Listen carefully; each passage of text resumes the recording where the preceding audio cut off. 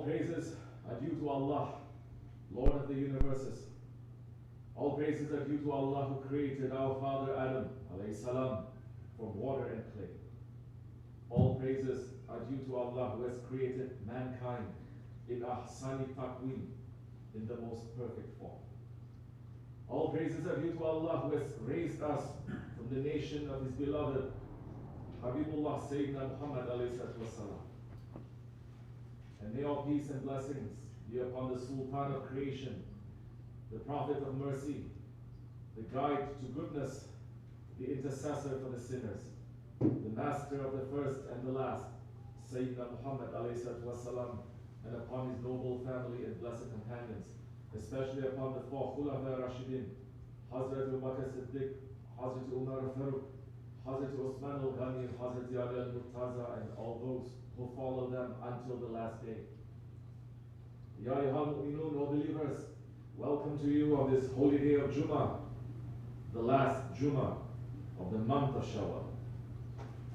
Welcome to you as we are about to enter into the month of Zulqa'dah, and as we are getting ready for the month of Hajj and the day of Qurban. Ya ayyuhal mu'minun, Allah subhanahu wa ta'ala has not created us for nothing. Allah subhanahu wa ta'ala has created us for a reason and with a purpose. And He is saying subhanahu wa ta'ala, Jalla wa ala, in the Holy Quran, in Surah Al-Imran, Bismillah ar-Rahman ar-Rahim. Indeed, in the creation of the heavens and the earth, and the changing of the night and the day, are signs for men of understanding, who remember Allah while standing or sitting or lying on their sides and give thought to the creation of the heavens and the earth, saying, Our Lord, You did not create this for nothing. Exalted are You above such a thing. Then protect us from the punishment of the fire. Sadaqallahu al-Azim. And another surah, Surah Taqweer, Allah subhanahu wa ta'ala is giving a message to the people of understanding, saying, Bismillah ar-Rahman ar-Rahim.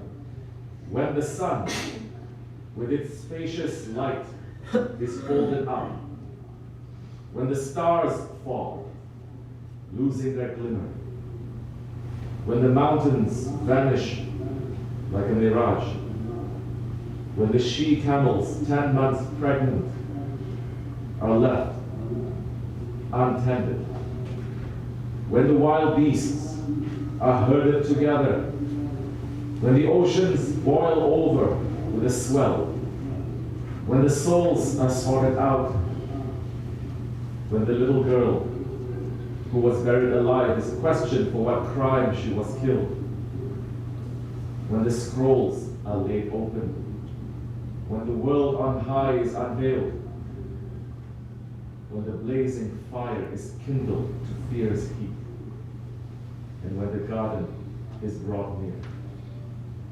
then shall each soul know what it has put forth. So I swear by the retreating stars, those that run their courses and disappear, the night as it closes in, and the dawn as it breathes away the darkness. Verily, this is the word of a most honorable messenger, dressed with power, with a rank before the Lord of the throne, with authority there, faithful to his trust. And your friend, Muhammad ﷺ, is not a person who is crazy. Without a doubt, he saw him in the clear horizon. And Muhammad is not a withholder of the knowledge of the unseen. And the Quran is not the words of the accursed Shaitan. So where then are you going? Verily, this is no less than a message to all the worlds. For whoever wills among you to take a right course,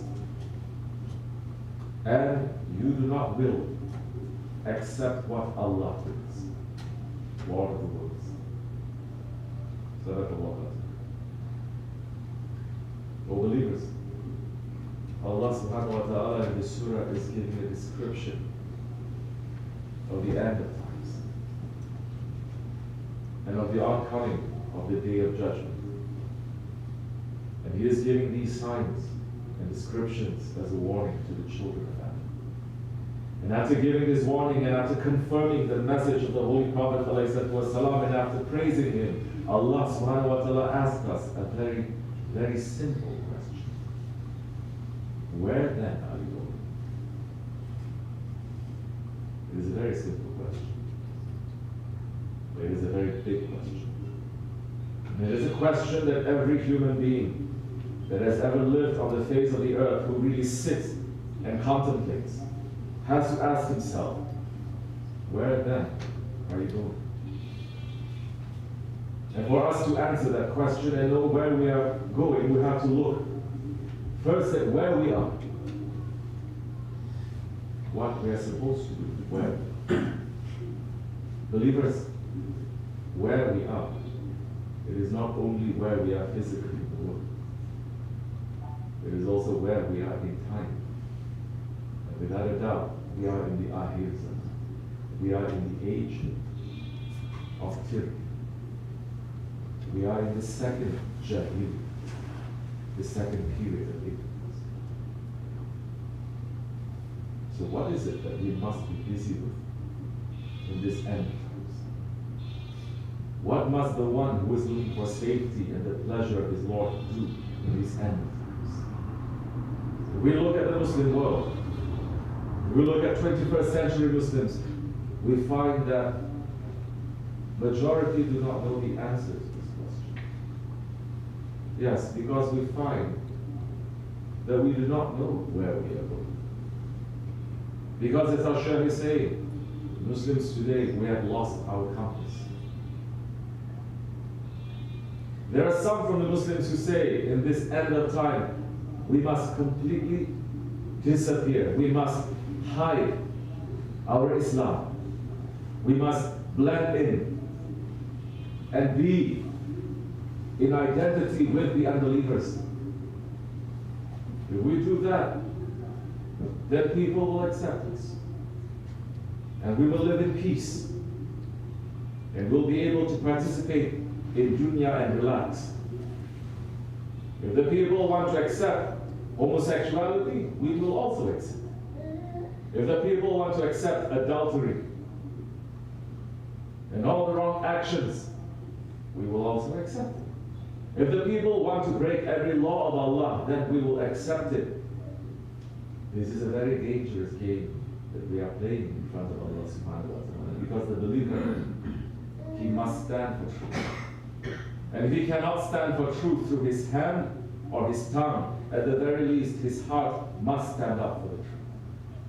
So if we forget that the truth is, if we forget what the truth is, and we accept every battle, we have already lost. We have already become the tools of their jinn. We're going to be from the losers.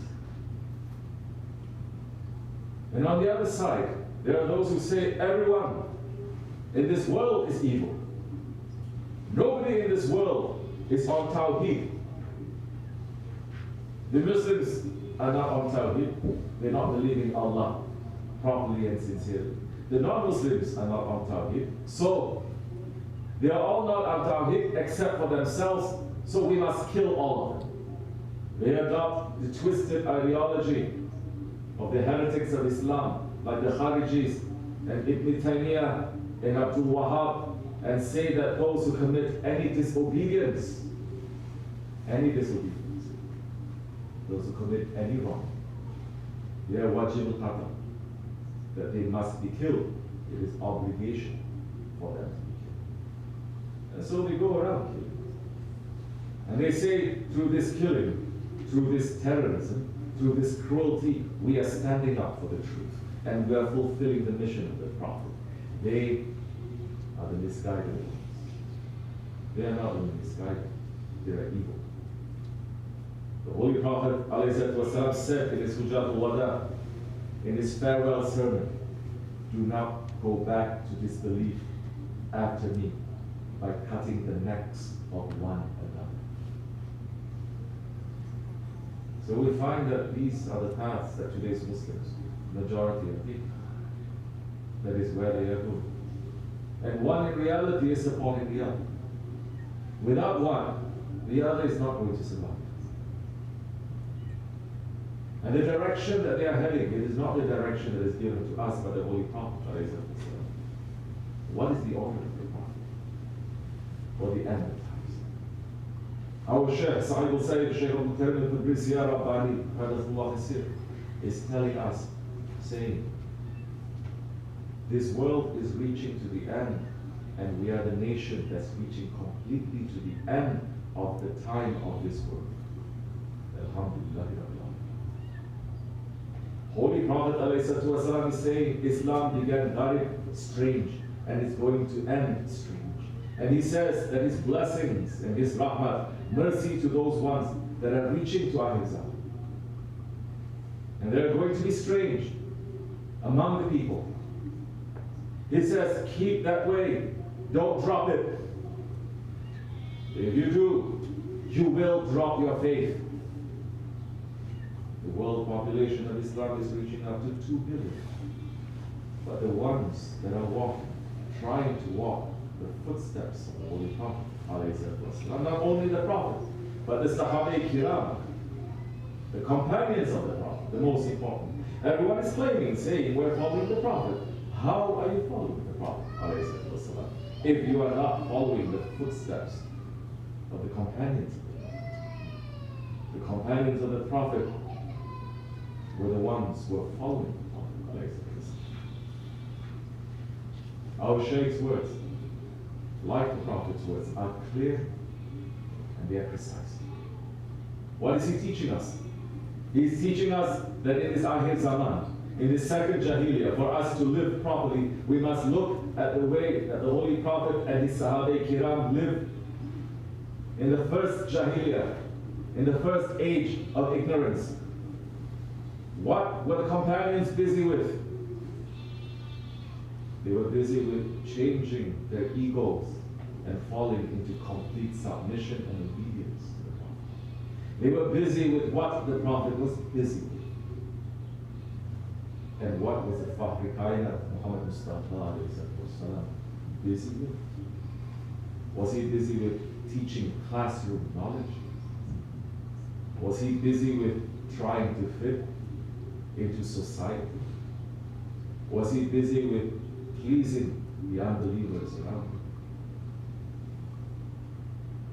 The Holy Prophet is saying, Adabbani Rabbi, my Lord gave me good manners. He was teaching the good manners that were given to him by Allah subhanahu wa ta'ala to the Sahabi Kiram. And through that adab, they changed the whole world. So many people are looking down on adab today. They are saying, this is very simple, basic knowledge, too low level. We want to be busy with hakikat, and ma'rifat, and azamat. They are saying adab is low. All the hakikat and ma'rifat and azamat, all the knowledges from the beginning to the end, it is all contained in adab. It is all contained in adab. Adab makes a man to know who his Lord is. Adab makes a man to know who his prophet is. Adab makes a man to know where he is going, and that adab is a light, and that light, it will take the whole world out of darkness. In this Akhir Zaman, it is not the time of physically fighting and going to war. We are not going to war. Allah subhanahu wa ta'ala has given his time to the Titans. Just as the Holy Prophet ﷺ and his Sahaba Kiram did not go to war in the first Jahiliyyah. They did not go to war until they made hijrah. This is the time to go to war with our egos and with shaitan, with our desires and with this duty. Yet we see no one is going to war with us. Their ego and this dunya, their desires, and definitely shaitan are their best friends. They are our enemies. It is the time to fight against our ego. To fight that greater jihad. And that fighting of the ego, it makes the human to be dressed with adab and to become a true servant of his Lord.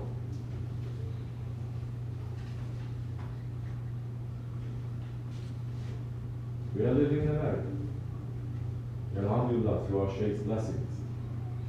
We are traveling across America. Traveling for the sake of Allah, it is a very big sunnah. And it is a very big principle of tariqah. Because it makes a man to reflect and to learn. And what we are seeing traveling across his nation is that the souls of the people are crying.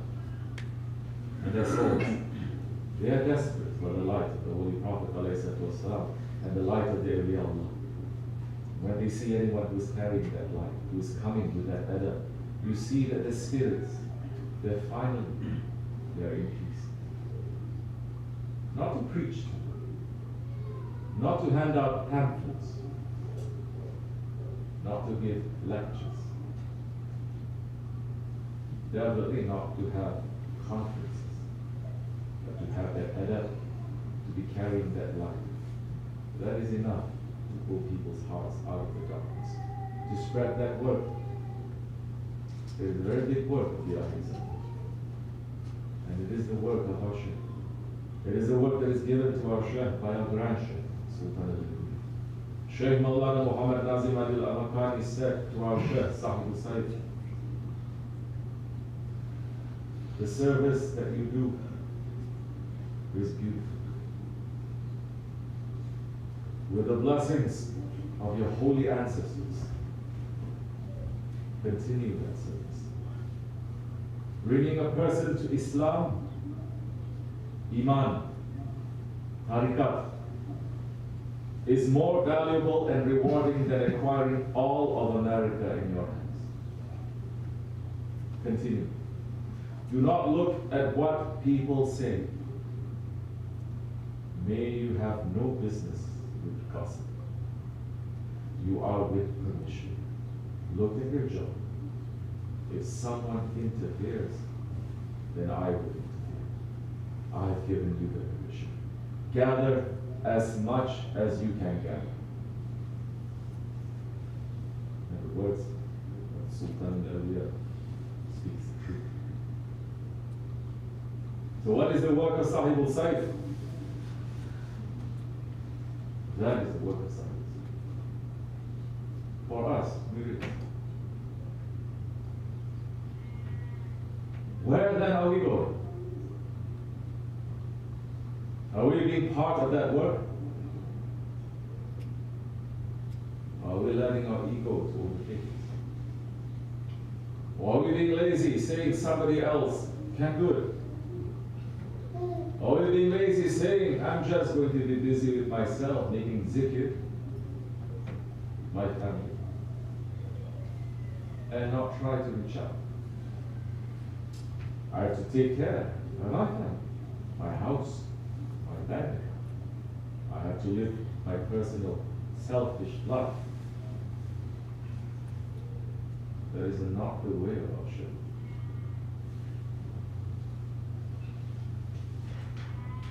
The way of our Shaykh. The Holy Prophet ﷺ said, the way that you live, that's how you will die. The way that you die, that's how you will be raised. Our Shaykh passed from this world as a shaykh because he lived as a shaykh. And he will be raised as a shaykh. Because he gave up everything. He gave up from his life. He also gave up from his family.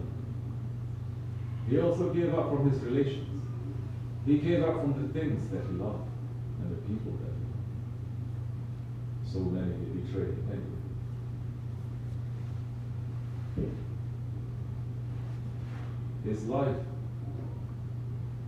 and his passing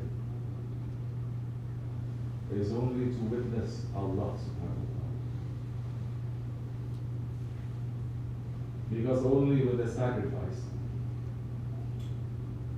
can you become nothing. He is our God. He is in front of us. He gave up everything to show people the way to Allah and His Prophet. And we know that nothing made our Shaykh happier than pulling people out of their problems and bringing them into the Sirat al-Mustaqim. Yes, he pulled us all out of that darkness. He has been veiled from this world, and he has left us to that mission. So where then are we going? Are we pulling people out from their darkness? Or are we still in darkness and pulling people into our darkness? Never forget his wasiyat. Sahib al-Saif. Allah raised his station. Believers must carry their proper manners outside. And when people look at them, the appearances of the Holy Prophet ﷺ, the appearances of your Shaykh must appear through you to them. When that appears, then they have no choice but to love in their hearts. This is our duty. We cannot do more than that. We have to try our best to do whatever is given to us to try to save ourselves and as much as we can others from that fire that is coming. There is a big fire coming now, but we cannot say, big fire is coming and we saved ourselves. Now, run away. If we are in safety, then we are going to be in safety everywhere. We are going to be safe, even inside the fire. Don't worry. If you're working for Allah, then you're going to be in safety everywhere. There is no worry for that one then. So inshallah, we must try to spread this everywhere we can. If we do that, then we're becoming beloved to Allah, beloved to the Holy Prophet ﷺ, beloved to the awliya Allah. If we love Allah and His Prophet, then does Allah and His Prophet love us back? This is what we have to do. And the only way we can get that love in return is if we are running to bring people out of that mess that they are in. Then Allah will love you. If Allah loves you, then you don't need anything. His Prophet ﷺ informed Allah, everyone will love you. All those who love Allah will love you. All who they don't love Allah, they will run away from Him. That's okay. That's better than. Inshallah, we must try a little bit harder. We must not lock ourselves into each other. Even if we are 3 or 4 people, it doesn't matter. It's going to spread. It's spreading. When we came here first, we came as one person. One. All these areas within 100 miles distance in every direction, there was no azan calling. Nobody knew Islam around here and nobody heard anything about it. People are busy with their cows and with their sheep. They were not even sitting and watching television. Slowly they started seeing and asking, oh, what is this? What is that? Word passed from one to another, and it's spreading. They're hungry. Now in a short time they know that there are Muslims living here. These Muslims, they are not like those ones that the television is showing. There's all that terror and all those kinds of nonsense. It's because we are trying to bring out the manners of our Shaykh. The manner of our Shaykh is the most perfect in the divine presence. So believers, let's renew our intention to carry this mission of our Shaykh forward, so that we may be from those who are beloved of our Shaykh. before I continue this way.